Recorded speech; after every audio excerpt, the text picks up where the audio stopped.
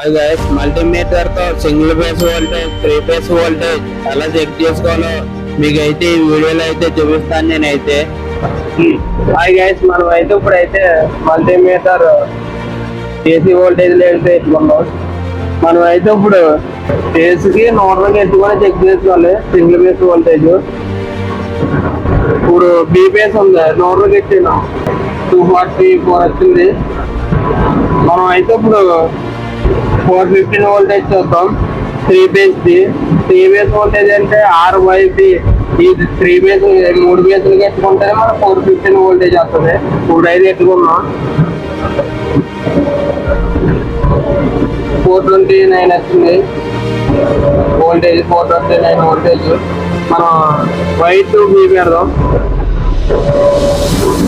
424 వచ్చింది వోల్టేజ్.